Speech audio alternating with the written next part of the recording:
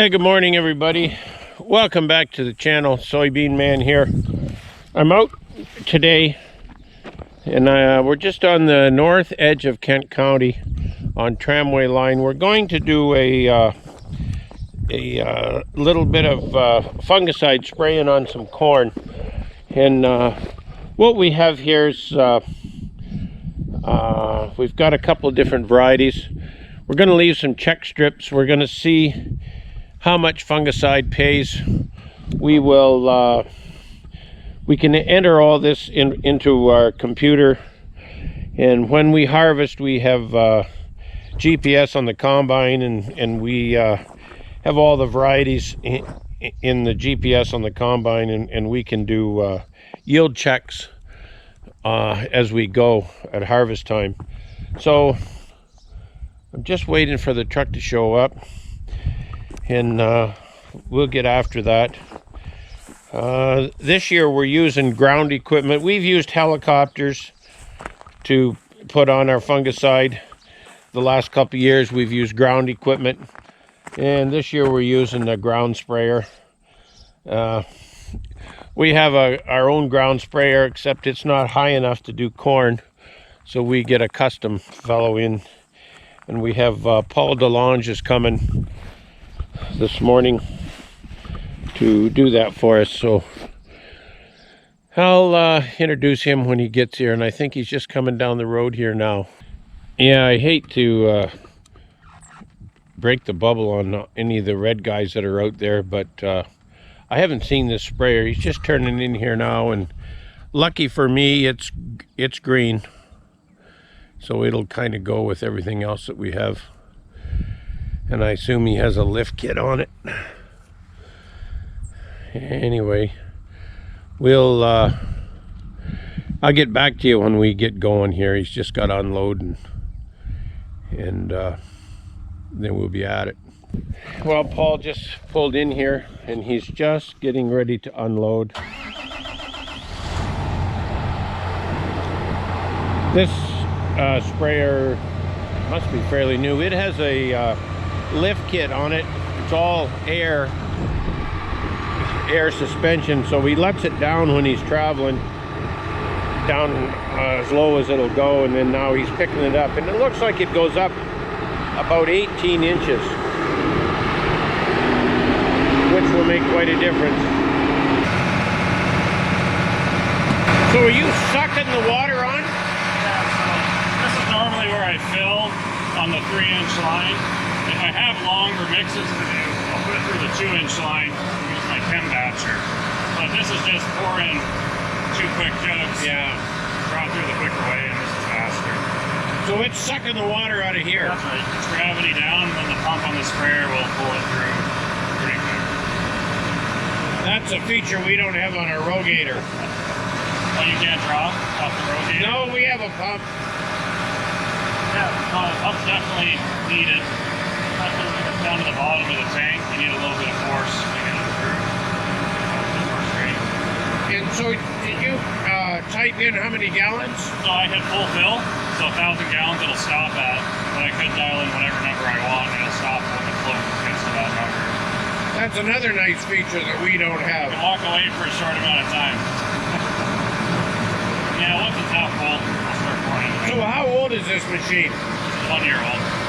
Yeah, that's why ours is at 2013, so 7 years. The features change a lot year to year. There's all kinds of little, I don't know, bells and whistles on sprayers and combines especially. And maybe it's a thing that the guy that bought it before us didn't put that on. I don't know. That's right. I think this was a demo unit, so it came with all the bells and whistles. So we're about 400 gallons, 300 gallons on. I'll start mixing the chemical halfway through.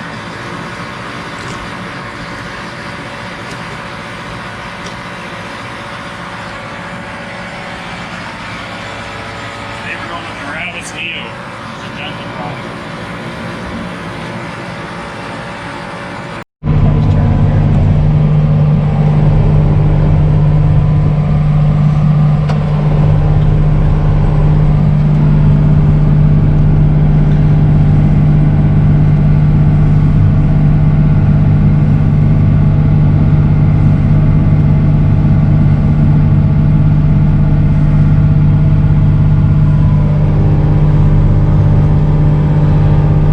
is a wide boom. Yeah. Thanks to keep an eye on it for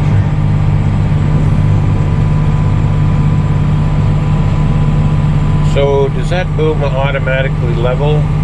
It does, but in the corn canopy, the sensors have a hard time finding where to be. So for beans and anything on the ground, we do. And for corn, I'm just in manual mode.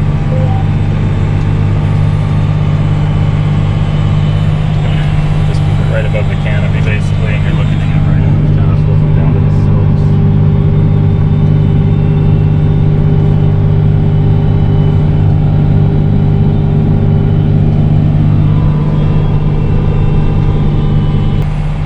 You certainly get a bird's eye view up here. Yeah, you do. Any low spots or any maybe issues that you can see in the farm, you can see it in the sprayer for sure.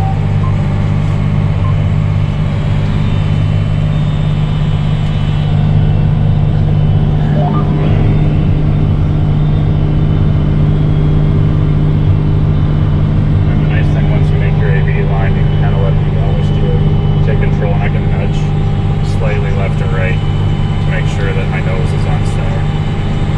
And another great feature, this is full millennial mode right here. I can hit the camera, make sure everything's looking good behind me. Oh, that is nice. I'm not tramping any corn along the way. Of course, the mirrors do that as well, but because everything's square.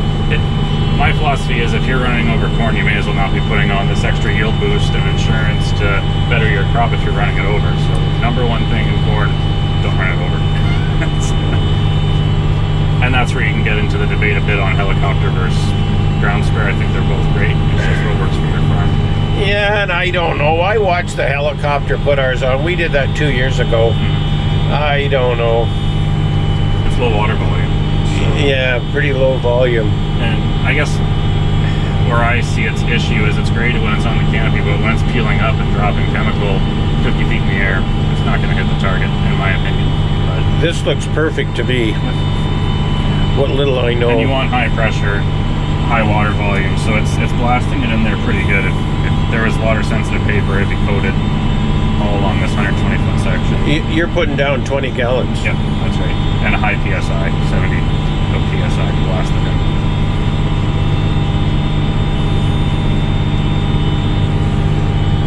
And at that rate, it doesn't take too long to get through a tank load because you're moving it through the machine pretty quick. You'd say this corn's about the right stage? Yeah, so we're looking for kind of the shedding. Without being on the ground, you're looking at your silks for the timing on your dawn or vom control. When you're looking for yield, there's two things we're looking for at this fungicide. It's for leaf diseases, and that's a wider window that you can hit with that product. However, the insurance portion where we get into the dawn control is a tight window, and that's looking on the silks to make sure they're at the right stage to receive that chemical and metabolize that to resist dawn control.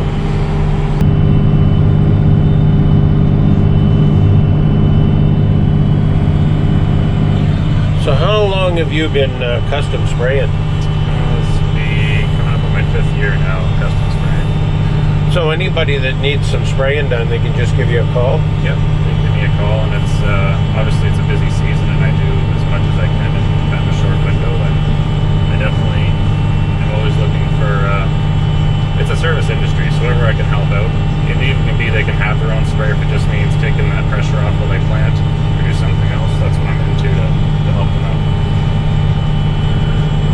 Because we got spraying on our own farm as well. We run 2 machines, and that machine is designated to mostly our family farms work and some extra custom work. And this machine here is the better of the 2 I designate to other farmers to help out with their crop. Well, Jared, he sprayed manganese on beans last night, and this morning he's out spraying Roundup on some wheat fields that had a few weeds coming. Yep. And we planted cover crop into it, and he wanted to get it sprayed with Roundup before the cover crop come up. Right. There's a lot of time in a sprayer anymore. It's not all pesticide. It's a nutrient applicator as well. I do a lot of nutrient application through putting 28% or nitrogen on tall corn or on wheat or whatever crop is needed for it. So So you could spray 28 on corn. Well, what I do is, it's called Y-drop. They're poles that come down into the row. Yeah. And feed them later season. Yeah. Otherwise, 28 will burn green tissue that's showing. I would like to try that sometime. Maybe that's something we can do another year. Yeah, and trials as well. I always do trials with it. You gotta like it before you pencil it in for your farm. And it's worked on our farm for a number of years, and it's something we continue to do.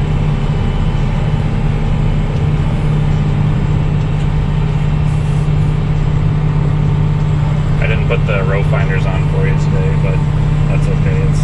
It's just following a GPS line to show where to intercept. But you have row finders, so you... Yeah, so it would find the actual row that we need, and the paddles would nudge us left or right to stay off the corn rows. And on a long day of, 15, 18-hour days of looking at corn, especially with the wind blowing, it's hard to know where your center is. The paddles know at the stalk where the center is, and it makes for a nicer day. It helps a lot now. Most of the corn's planted with GPS. Yep. So we got that job done. Didn't take long. I think we were about 40 minutes doing 50 acres. This thing is amazing. And he's just going to jump her back up on the trailer. He's turned the truck around already.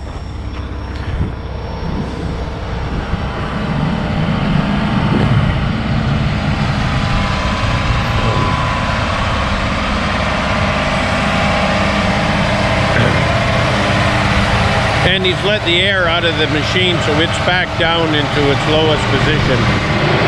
But when we were spraying, it was up at the top, which is probably close to 20 inches.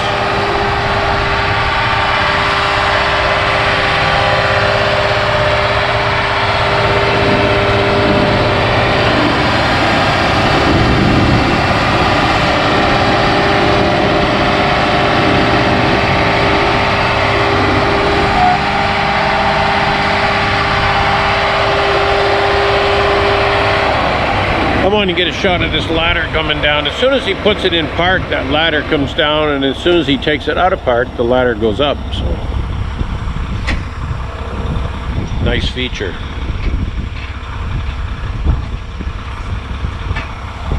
Let it down. Yeah, it's going down now. Yeah, so I'll let it down now.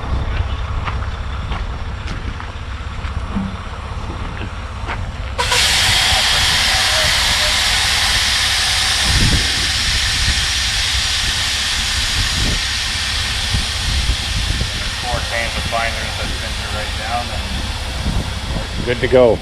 Well, Paul, thanks for taking the time to put up with me and my video. No, my pleasure. I was happy to do it, and thanks for doing the YouTube channel to educate those who are in farming and those who aren't, to show us what we do. And if anybody needs any spraying done, just give you a call. Yep, you can give me a call at my cell or you can find me on Twitter. But my cell phone is 519-784-5551. Be glad to help you out. Perfect. Thanks, Paul. And I'll check with you again. Sounds good. Yeah, I'm here today with Steff Diventaris from Syngenta Crop Protection. And we're standing in the warehouse at Jackson Seeds. And here comes a lift truck. We're going to talk about spraying fungicides on corn, among with other things. We'll try not to get run over by a lift truck. There goes a Toyota. Steff, tell us about fungicides. Sure, Dennis. So, corn fungicides, I mean, there's a whole bunch on the market.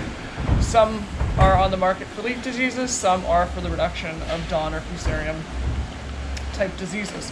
So, some products you mix together, some are a co-pack. So at Syngenta, we're lucky that we just came out with a product called Miravis Neo. And it is both for leaf diseases and the reduction of dawn. Cannot control dawn 100% just because that's nearly impossible, but it's an awesome product to help reduce dawn in your corn crop. We also have a product called Trivapro, which is strictly a leaf disease product in corn. The one nice thing about Trivapro is when we are talking about it, it can go across wheat, corn, and soybeans. One product, same rate. Miravis Neo is strictly for corn, but there are other Miravis brand products in the whole brand of Miravis brand family, so they can go across different crops. So that's one thing we need to watch out for with Miravis. What's the difference in cost between Trivapro and Miravis? So I would say, depending on where you're getting it from, it's going to be anywhere between, let's say, $3 and $5 between Trivapro and Miravis Neo. Miravis Neo is priced extremely well for the market for what it offers, with both being a leaf disease and a fusarium product. Dual action. 3 modes of action, more than 2 actions, I guess, because a whole range of leaf diseases rather than just 1 or 2. It's got preventative, curative, and then it's got the adaptant component, which is the Miravis brand of family for the reduction of dawn. So what kind of, is there any yield advantage to spraying your corn? Absolutely. I think when you're looking at your crop, even looking at prices, we know the price of corn is fairly low right now, but if you have a decent crop, got it in early, it came up nice and evenly. Yield advantage, we're seeing anywhere, depending on the year, depending on the dawn levels, we can see anywhere between 2 and 7 bushel yield advantage with Miravis Neo.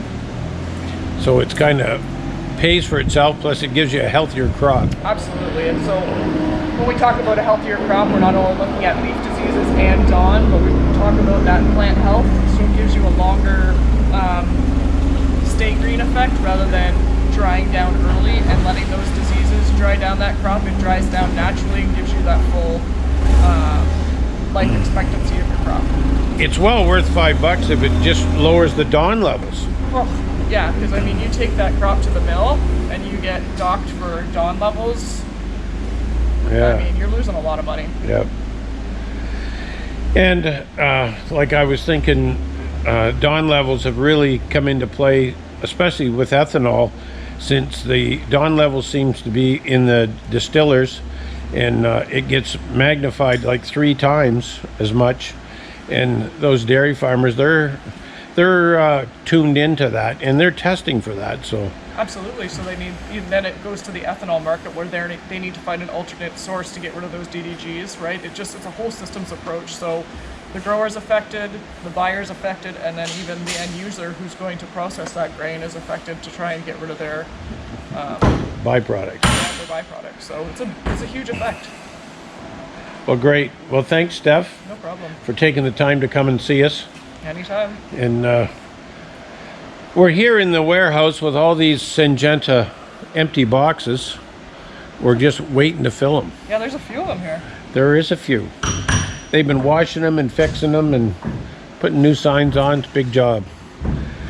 Anyway, if you like this video, give us a like and a subscribe, and we'll catch you on the next video.